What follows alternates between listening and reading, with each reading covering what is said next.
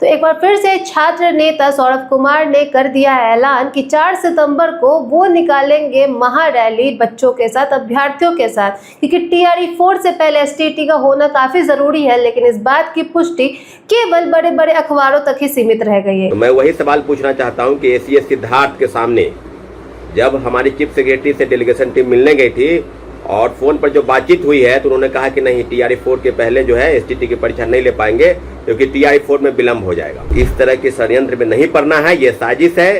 अखबार में छपवाकर आंदोलन को कमजोर करने का जो षड्यंत्र है वो बिहार सरकार, शिक्षा विभाग सब लोग कर रही है।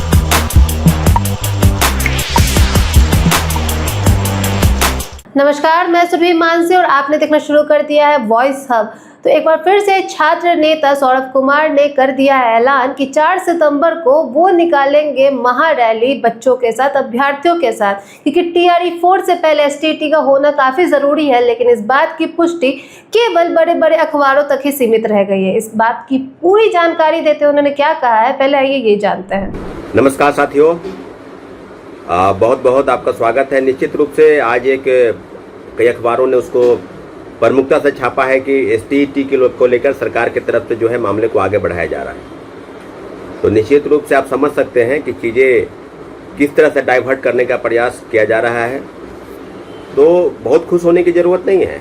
इस तरह की चीज़ें होती है कि अखबार में छाप देना है, और आज के सबसे बड़े अखबारों ने इसको प्रमुखता से जगह दी है कि टीआरई 4 के पहले एसटीटी की मांग को लेकर चर्चाएँ तेज, और जो हायर लेवल मीटिंग है उसके तरफ गवर्नमेंट आगे बढ़ रही है। बीएससीबी और शिक्षा विभाग की तरफ से चीज़ों को आगे की तरफ बढ़ाने का प्रयास चल रहा है।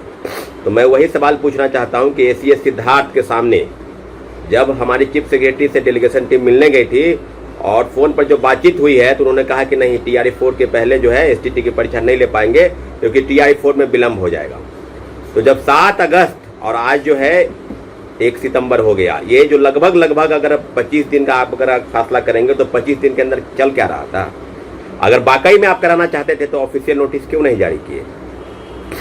तो इस तरह के षड्यंत्र में नहीं पड़ना है, ये साजिश है। अखबार में छपवाकर आंदोलन को कमजोर करने का जो षड्यंत्र है वो बिहार सरकार, शिक्षा विभाग सब लोग कर रही है। इसलिए जितने भी अभ्यर्थी हैं, तमाम जिलों के अभ्यर्थी एसटीटी वाले, और 4 सितंबर को पटना कॉलेज, पटना विश्वविद्यालय में जमा हुई है। और निश्चित रूप से जान लीजिए कि 90% जो जीत है वो हम लोग जीत चुके हैं। 10% जो बाकी है उसको पूरा करना है। और एसटीटी को लेकर जो हमारा संकल्प, हम लोग का संकल्प रहा है कि टीआरई 4 के पहले एसटीटी हो या अपियरिंग का मौका दे, सरकार को हमारी बात माननी होगी, सरकार को झुकना होगा। निश्चित रूप से हम लोग जीत की तरफ आगे बढ़ रहे हैं साहब। आज देखिए कई अखबारों ने छापा तो लोगों के बीच में, जो एसटीटी अभ्यर्थी उनके बीच में खुशी की लहर है कि सरकार हमारी बात मान गई है। लेकिन उस चीज़ों को आप समझिए कि दूर दराज इलाकों से जो लोग बीएड कर लिए हैं, जब अखबार पढ़ते हैं तो अखबार के छपे चीज़ों पर वो विश्वास करते हैं, और विश्वास होना भी चाहिए। क्यों नहीं विश्वास करेंगे। जब अप्रैल महीने में माननीय उच्च न्यायालय ने पत्र भेजा कि एसटीटी कराइए, और उस पत्र को भी इन्होंने छुपाया, यानी कोर्ट के आदेश का भी अवहेलना चल रहा है। तो उस समय भी बहुत बड़ी खबर छपी थी फ्रंट पेज पर कि सभी विषयों की एसटीटी की परीक्षा ली जाएगी। क्यों नहीं करा रहे हैं। जब केंद्र सरकार सीटेट 2 बार कराती है, यूजीसी नेट जेआरएफ साल में 2 बार होता है, बिहार सरकार भी कह रही है कि एसटीटी की परीक्षा हम 2 बार कराएंगे। 2023 वाली परीक्षा जो है 2024 में कराए, न 24 में परीक्षा हुई, न 25 में परीक्षा हुई। और एक अलग तरह का जो है राग बार शिक्षा मंत्री अलाप रहे। तो एक चीज और बता दें कि सीतामढ़ी में कुछ लोग मिले थे कुछ दिन पहले, परसों,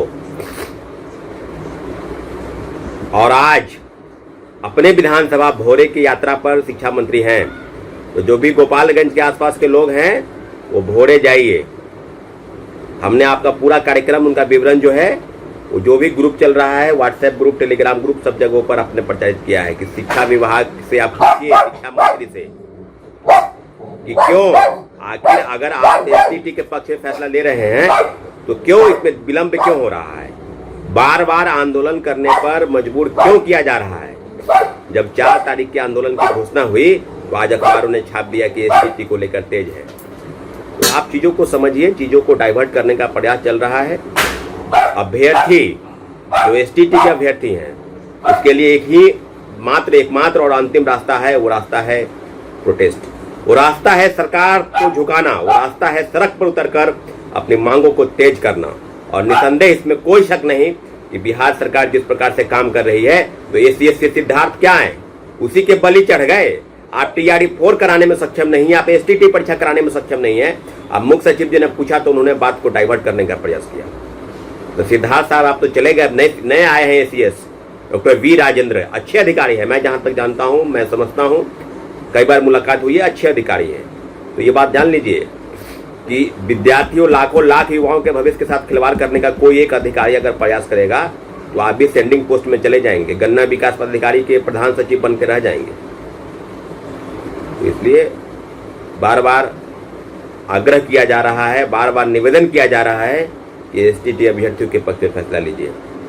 लेकिन चीज़ों को अलग अलग तरीके से दिखाने का जो प्रयास है वो प्रयास बंद कीजिए। अखबार में छपवा कर आपको क्या लगता है कि छात्र जो है आंदोलन नहीं करेंगे, छात्र बैठ जाएंगे? जब आपके मन में है तो ऑफिशियल नोटिस जारी कीजिए। भाई उच्च स्तरीय बैठक कब होगी? आज कीजिए बैठक, कल कीजिए, फाइनल कीजिए कि हमको लेना है। नहीं करना है तो भी आप फाइनल कीजिए कि हमको नहीं लेना है। ये डायलेमा में क्यों फंसा के रखे हो देर बुध में कि हम कर लेंगे, हम करवा लेंगे? चीजों को बदलने का प्रयास नहीं होना चाहिए। इसलिए साथियों, आपसे आग्रह है, निवेदन है, रिक्वेस्ट है, विनती है, प्रार्थना है, जो आप मानिए, यह आदेश है कि आप अपने अधिकार और हक की लड़ाई के लिए पुनः पटना कॉलेज, पटना विश्वविद्यालय में जमा हुई।